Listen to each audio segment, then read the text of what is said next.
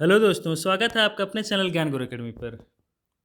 बच्चों, आज का जो सिलेबस है वो क्लास 10th का है और पाली जो विषय होती है आपकी उसका सिलेबस है। बहुत इम्पोर्टेंट है बच्चे उनके लिए जिन्होंने पाली अपने पाठ्यक्रम में शामिल किया हुआ है।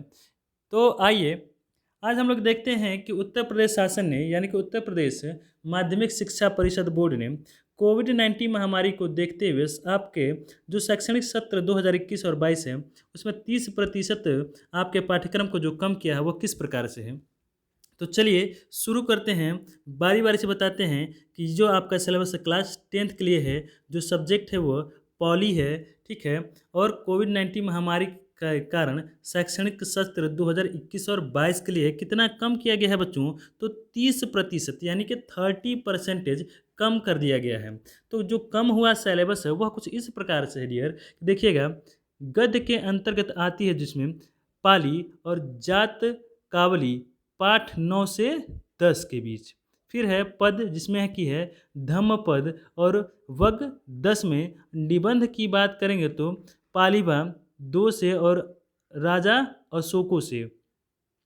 ये आपको नहीं पढ़ना है शैक्षणिक सत्र 2021 और 22 के लिए। फिर हम बात करते हैं उस सेक्शन की जो आपको पढ़ना है, जिससे आपको प्रश्न और उत्तर देने हैं आपके अपने बोर्ड एग्जाम में। तो चलिए देखते हैं बच्चों कि उपयुक्त के अनुक्रम में 70% पाठ्यक्रम का भाग जो कुछ इस प्रकार से है। मैं फिर से बता दूं कि हम लोग बात कर रहे हैं क्लास 10th की और सब्जेक्ट है आपकी पाली। इसके अंतर्गत देखिएगा बच्चों, आपकी जो परीक्षा होगी 70 अंकों के लिए होगी और लिखित होगी, जबकि 30 अंक जो हैं आपको विद्यालय स्तर पर प्रोजेक्ट के कार्य पर अर्थात प्रैक्टिकल के तौर पर आपको दिए जाएंगे। तो 70 अंक जो लिखित के हो गए और 30 अंक जो आपको विद्यालय की तरफ से हुए, तो यह पूर्णांक मिलकर बन जाएगा 100 अंकों का। तो इसमें सबसे पहले देखते हैं आपके गद्य में, जिसके अंतर्गत दिया गया कि पाली जात कावली पाठ 11 से लेकर और 14 तक के जितने भी क्वेश्चन होंगे वो सब आएंगे, जिसके अंतर्गत 2 अवतरणों में से किसी एक का अवतरण का संदर्भ सहित हिंदी में अनुवाद करना है, जिसके लिए आप संदर्भ के लिए 2 अंक मिलेंगे और 8 अंक मिलेंगे बच्चों आपका हिंदी में अनुवाद के लिए, और यह टोटल हो जाएंगे 10 मार्क्स के। फिर ख कह रहा है कि किन्हीं 2 जातकों में से किसी एक ही जातक की कथा हिंदी अथवा अंग्रेजी में लिखना है, यह भी आपकी 5 नंबर की हो जाएगी। फिर बात करेंगे सेकेंड पे, पद धम्म पंडित वग्गों से पाप वग्गों तक। तो इसमें दिया गया है खंड क में कि 2 गाथाओं में से किसी एक गाथा का हिंदी में आपको अनुवाद करना है, और यह कितने अंक का हो जाएगा, 5 अंक का। ख की बात करेंगे तो 2 वग्गों में से किसी एक वग्ग का हिंदी अथवा अंग्रेजी में सारांश, ये भी 5 अंकों का। धम्म के पाठ 6 से 9 वग्ग के अंतर्गत किसी एक गाथा का लेखन जो प्रश्न पत्र में न आया हो, वह दिया जाएगा आपको 5 अंकों से। फिर कहा जा रहा है कि जो आपकी सहायक पुस्तक, ठीक है, सिगालोवाद सुत्त है, वहाँ से कुछ क्वेश्चन हैं। इसके आएंगे कि 2 अवतरणों या गाथाओं में से किसी एक का हिंदी अनुवाद करना है, जो कि होगा आपके 5 अंकों का।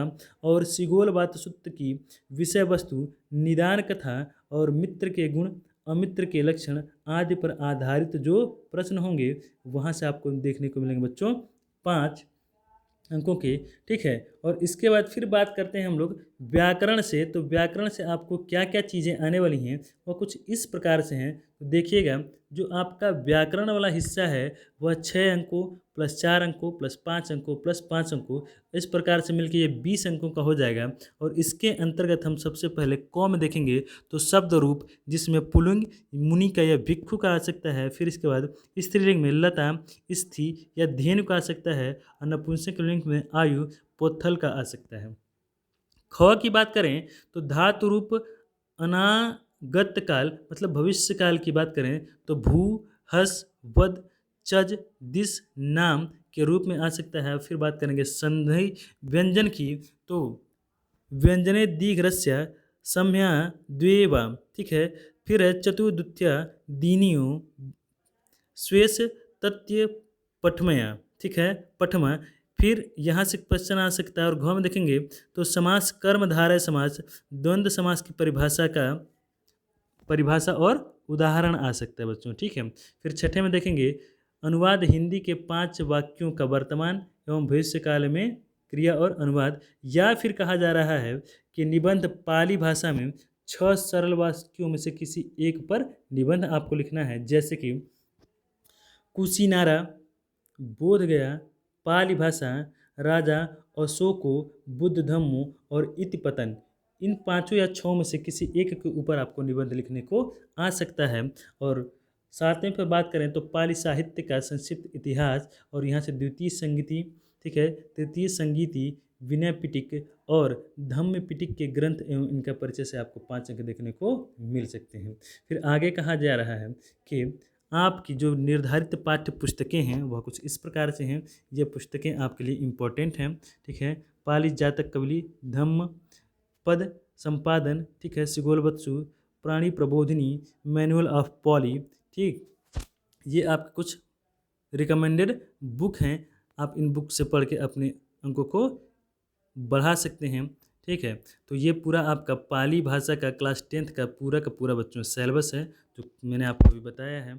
आई होप कि आप लोगों को बहुत अच्छे से समझ में आएगा। इसके बाद भी यदि आपको किसी भी प्रकार की कोई दिक्कत हो सकती है तो आप ज्ञान गुरु एकेडमी जो है उसके कमेंट बॉक्स में जाकर कमेंट के माध्यम से आप अपने किसी भी प्रकार की जो आपको दुविधा है उसको दूर कर सकते हैं, ठीक है। तो ये था आपका पूरा सिलेबस, और बस तो मिलते हैं हम आपसे एक अगली वीडियो में। और जाते जाते बस आपसे इतना अनुरोध करेंगे कि यदि आप हमारे चैनल पर नए हो तो चैनल को सब्सक्राइब कर लीजिएगा और दोस्तों के साथ शेयर कर लीजिएगा, क्योंकि उत्तर प्रदेश माध्यमिक शिक्षा परिषद बोर्ड से संबंधित जितनी भी सूचनाएं न्यूज़ आती हैं वो आपको जेन्युइन तरीके से दी जाती हैं, ठीक है। आपको किसी भी प्रकार की कोई अफवाह या गलत न्यूज़ या भ्रामित न्यूज़ यहाँ पे नहीं दी जाती है। तो आप हमसे जुड़ सकते हैं एक अच्छे और बेहतर न्यूज़ के लिए और एक अच्छे माध्यम के लिए। तो बस इन्हीं शब्दों के साथ मिलते हैं एक अगली वीडियो में। तब तक के लिए आप सभी लोगों को बहुत बहुत धन्यवाद।